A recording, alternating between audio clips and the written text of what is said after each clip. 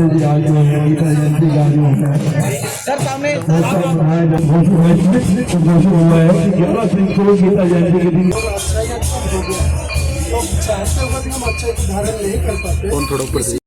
गुरुग्राम में 3 दिवसीय अंतर्राष्ट्रीय गीता महोत्सव का आज से शुरू 9 से 11 दिसंबर तक चलेगा अंतर्राष्ट्रीय गीता महोत्सव। गुरुग्राम उपायुक्त अजय कुमार ने किया महोत्सव का शुभारंभ। विभिन्न सरकारी विभाग और सामाजिक व धार्मिक संस्थाओं ने लगाई प्रदर्शनी। गीता महोत्सव को लेकर लोगों में दिख रहा है उत्साह। गुरुग्राम में 3 दिवसीय अंतर्राष्ट्रीय गीता महोत्सव का शुभारंभ आज हो गया है। गुरुग्राम के उपायुक्त अजय कुमार ने गीता महोत्सव का शुभारंभ किया। इस बार गीता महोत्सव 3 दिन तक चलेगा। आज से शुरू हुआ गीता महोत्सव 11 तारीख तक गुरुग्राम में आयोजित किया जाएगा। गुरुग्राम के जोन हॉल में इस महोत्सव का आयोजन किया जा रहा है। महोत्सव में तीनों दिन सरकारी व निजी स्कूलों के विद्यार्थी सांस्कृतिक कार्यक्रमों की प्रस्तुति देंगे। गुरुग्राम में गीता महोत्सव का आयोजन बड़ी धूमधाम से किया जा रहा है। यहाँ तीनों दिन तक विभिन्न सरकारी विभागों और सामाजिक व धार्मिक संस्थाओं की ओर से प्रदर्शनी लगाई गई है। आज शीतला माता साइन बोर्ड की ओर से गीता यज्ञ का आयोजन भी किया गया। वहीं कल सेमिनार का आयोजन होगा जिसमें जिला के विद्वान जन गीता पर आधारित अपना व्याख्यान देंगे। समारोह के अंतिम दिन 11 दिसंबर को शीतला माता मंदिर गुरुकुल के विद्यार्थी अष्टादशा गीता श्लोक का पाठ करेंगे। वहीं महोत्सव की तीसरे और आखिरी दिन सांस्कृतिक कार्यक्रमों की प्रस्तुति होगी और गीता जी की नगर शोभा यात्रा निकाली जाएगी। वहीं शीतला माता मंदिर में 11 दिसंबर की शाम को ही दीपोत्सव के साथ कार्यक्रम का समापन किया जाएगा।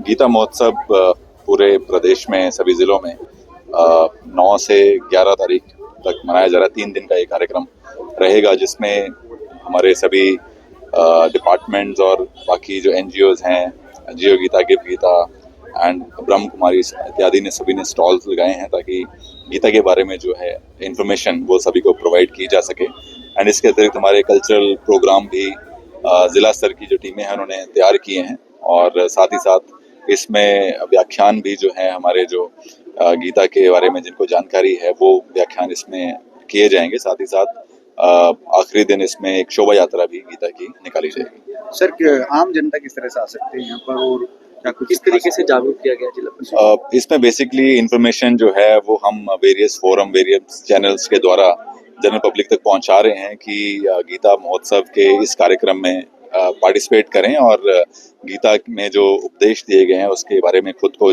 जागरूक करें। एंड अभी हमारी पूरी इसमें कोशिश यही है कि ज़्यादा से ज़्यादा लोग जो हैं जिलावासी इसमें भागीदारी करें। सर, गुरुग्राम में 31 दिसंबर तक ऑटो जो है डीजल ऑटो वो बंद कर दिए जाएंगे, उस पर क्या कुछ कहेंगे? और जो ऑटो चालक है जिनके डीजल के ऑटो है उनको कुछ इसके बारे में मुआवजा मिलेगा या कुछ ऐसा होगा? बेसिकली इसमें COM की जो डायरेक्शंस आई थी उसमें 1 जनवरी 2023 के बाद से जो डीजल ऑटो है उनका रजिस्ट्रेशन बंद कर दिया गया था और 2 साल का जो समय इसमें दिया गया था ताकि धीरे धीरे वो फेज आउट कर लें और जो ऑटो चालक, ऑटो ओनर्स हैं वो खुद CNG एंड इलेक्ट्रिक ऑटो की तरफ शिफ्ट कर जाएं।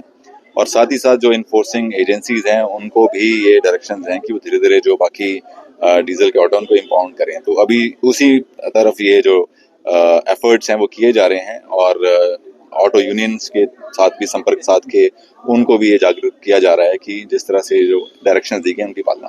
कोई कमेटी बनाई गई है सर इसके लिए ताकि जल्द से जल्द इम्प्लीमेंट किया जा सके? बेसिकली हमने जो पुलिस डिपार्टमेंट है एंड साथ ही साथ हमारा जो सेक्रेटरी RTA हैं, ट्रांसपोर्ट डिपार्टमेंट है, उनको डायरेक्शंस दी हैं। उनके बारे में अभी रिसेंटली एक रिव्यू मीटिंग भी रखी गई थी और यही डायरेक्शंस है कि सारे मिलके इसमें इस डायरेक्शंस की पालना सुनिश्चित करें। सर, देश का सबसे महंगा फ्लैट 190 करोड़ रुपए का गुरुग्राम जिले में कितना रेवेन्यू गुरुग्राम जिले को उससे आता है? कितनी स्टैम्प? बेसिकली एग्जैक्ट नंबर्स तो अभी बताने मुश्किल होंगे और अभी रिसेंटली जो कलेक्टर रेट्स में वृद्धि की गई है वो बेसिकली इसी पर्पस से की गई है। 10% वृद्धि तो ऑलमोस्ट एवरी ईयर रहती है जब रियल एस्टेट में आपका ग्रोथ चल रही हो और उसी आधार पर 10%, 15% और 20% वृद्धि की गई। लेकिन जहाँ पे गैप ज़्यादा है उन स्पेसिफिक एरिया में, वो एरियाज कम हैं, उनमें 30% की वृद्धि रखी गई। सर, गुरुग्राम में नगर निगम चुनाव को लेकर तैयारियां शुरू कर दी गई हैं। कब ये चुनाव होंगे, क्या कुछ तारीखें और क्या कुछ तैयारियां? अभी एक टेंटेटिव जो शेड्यूल हमारे पास आया है उसमें पहले जो वोटर लिस्ट का एक तरफ फाइनलाइजेशन है उसके लिए एक शेड्यूल जारी किया गया है। उसके बारे में भी आज एक बैठक जो है वो स्टेट इलेक्शन कमीशन द्वारा रखी गई है। उसके बाद ज़्यादा जानकारी हम दे पाएंगे। सर, हॉर्टिकल्चर डिपार्टमेंट में स्टॉल लगाया है। सर, मैं डिस्ट्रिक्ट हॉर्टिकल्चर ऑफिसर हूँ। सर, हम हरियाणा की रिप्रेजेंट कर रहे हैं। हरियाणा में हमारे 14 सेंटर ऑफ एक्सीलेंस है और जिनके 11 सेंटर ऑफ एक्सीलेंस हमारे वेल एस्टेब्लिश हमारे बन गए हैं। 3 हमारे अंडर प्रोजेक्ट हमारा शुरू हो रहा है। सर, हम यहाँ पे जितने भी आज इस स्टॉल पे विजिट करेंगे, हम उनको बताना चाह रहे हैं कि हॉर्टिकल्चर डिपार्टमेंट फार्मर्स के लिए तो कर ही रहे हैं, बट लैंडलेस जो फार्मर है उनके लिए भी हम सब्सिडी दे रहे हैं। लाइक वो कोई भी अगर हमारा जो किसान है या यहाँ के जो लोग हैं गुड़गांव के लोग, अगर वो उनके पास खेती करने के लिए कोई योग्य जमीन नहीं है तो वो लैंडलेस फार्मर के लिए हमारे पास स्कीम है जो मशरूम यूनिट भी लगा सकते हैं, बी कीपिंग भी कर सकते हैं। और सर, जो बालकनीज में रहते हैं या जो फ्लैट सिस्टम जो अपार्टमेंट्स में रहते हैं उनके लिए हमारे किचन गार्डनिंग एक है जो हॉर्टिकल्चर क्रॉप्स को ग्रो कर सकते हैं, जिनके लिए पोर्टेबल पॉट्स आते हैं, तो ये कर रहे हैं। जैसे कि हमने यहाँ स्टॉल पे सर मेंशन भी कर रखा है, डिस्प्ले कर रहे हैं कि हम मशरूम जो हमने एक बैग लिया हुआ है उसमें मशरूम ग्रो कर रहे हैं, जिसमें हम मशरूम हट लगाते हैं। फर्स्ट हट जो कच्ची यूनिट होती है, एक हमारी एसी वेंटिलेटेड यूनिट होती है। एसी वेंटिलेटेड यूनिट पे हम सब्सिडाइज अलग कर रहे हैं फार्मर्स को। जो लैंडलेस फार्मर है और जिनके पास लैंड हो वो भी कर सकते हैं, बट लैंडलेस फार्मर के लिए भी एक अच्छी स्कीम है। और यहाँ पे हमने और भी मेंशन करा कि हमारे पास यहाँ वेजिटेबल जो सीडलिंग है उनको ग्रो करने के लिए हमारा जो डिपार्टमेंट है वो खुद से ही उनको असिस्टेंस दे रहा है कि फार्मर्स यहाँ आए और उच्च गुणवत्ता जो बोलते हैं हाई क्वालिटी की वेजिटेबल सीडलिंग हमारे डिपार्टमेंट ही उनको प्रोवाइड कर रहा है, जिसमें हम फार्मर से कोस्ट लेते हैं 1.20 नॉन कुकर नहीं कुकर बिट्स के लिए एंड नॉन कुकर बिट्स के लिए हम 1.40 उनसे कोस्ट ले रहे हैं। मैं डॉक्टर मोनिका सिंह, आयुर्वेदिक चिकित्सा अधिकारी, आयुष डिपार्टमेंट से। तो जैसे बताया जाता है आयु का वेद जिसे कहा जाता है आयुर्वेद, जिसमें हमें अपने आयु को किस तरह हम अपनी स्वस्थ रख सकते हैं, और 2 तरह का प्रयोजन माना जाता है, जिसमें एक पहला प्रयोजन ये होता है कि कोई हमारी बीमारी अगर कोई है तो उसको दूर करा जाए, और दूसरा प्रयोजन हम आयुर्वेद का लेते हैं कि हमें अपने स्वस्थ व्यक्ति के स्वास्थ्य को ही मेंटेन रखना। तो माननीय प्राइम मिनिस्टर जी के मुहिम जो चली है देश का प्रकृति परीक्षण, जैसे कि आप देख रहे हैं, तो इसमें हम सब मनुष्यों का जो भी हमारे एडल्ट्स हैं 18+ सब लोगों के हम प्रकृति परीक्षण कर रहे हैं, जिससे हमें ये पता चलेगा कि उनकी प्रकृति क्या है। तो उस प्रकृति के हिसाब से उनको अपना खाना पीना रहना सहना किस प्रकार से किया जाए ताकि वो बीमारियों से बचे रहें। तो ये 2 प्रयोजन हमारे पूरे होते हैं इस प्रकृति परीक्षण अभियान के साथ।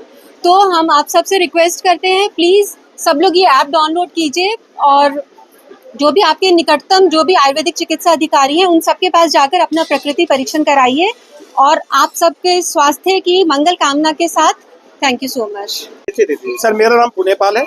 मैं डिस्ट्रिक्ट का फाइनेंस लिटरेसी काउंसलर हूँ, वित्तीय साक्षरता काउंसलर हूँ, और मैं जो है ना अवेयरनेस कैंप लगाता हूँ। भारतवर्ष की जो स्कीम्स है, हरियाणा गवर्नमेंट की जो सरकार की स्कीम है, उनको अवगत कराने के लिए पब्लिकली हम कैंप लगाते हैं। स्कूलों में, कॉलेजेस में, एसएचजी ग्रुप्स में, सीनियर सिटीजन, हर तरह के जो हैं सब में लगाते हैं कैंप।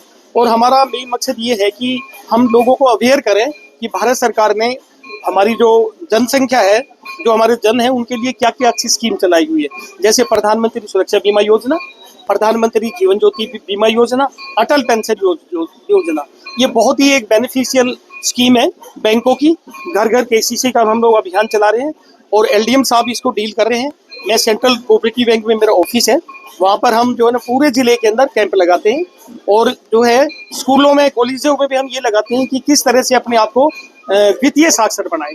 मेन हमारा जो फोकस है सरकार की तरफ से वो ये है कि वित्तीय साक्षर बनना है हर एक आदमी ने, चाहे बुजुर्ग हो चाहे बच्चे हो, क्योंकि वित्तीय साक्षर जब तक हम नहीं बनेंगे हम जिंदगी में कामयाब नहीं होंगे। और बैंकों की जो भी स्कीम है, बैंकों की जो भी प्रॉब्लम्स है, जो भी ग्रीवेंसीज है, वो हमारे पास आती है। उस बैंक में जाके हम उसको मैनेजर साहब से मिलके हम उसको सोल्व करा देते हैं। मेरे पास कोई भी ऐसी पेंडिंग आज के टाइम में शिकायत नहीं है जो रिजोल्व नहीं हुई है। इसमें हमारे माननीय डीसी साहब का बहुत सहयोग है। हमारी मीटिंग होती है तो उसमें भी बहुत अच्छा सहयोग मिलता है। हमारे एलडीएम साहब का बहुत अच्छा सहयोग मिल रहा है। एलडीएम साहब पूरे बैंकों को देख रहे हैं। तो सर, जो फाइनेंस लिटरेसी सेंटर है वो डिस्ट्रिक्ट में बहुत अच्छा काम कर रहे हैं। कैंप लगते हैं और लोगों को ना नेगोशिएबल इंस्ट्रूमेंट के बारे में बताया जाता है, किस तरह से नॉमिनेशन के बारे में जो फ्रॉड होते हैं उनके बारे में भी अवगत कराया जाता है। और मेन फोकस सर हम साइबर क्राइम पे भी दे रहे हैं, क्योंकि साइबर क्राइम के ऊपर हम जो है ना काफ़ी फोकस देते हैं।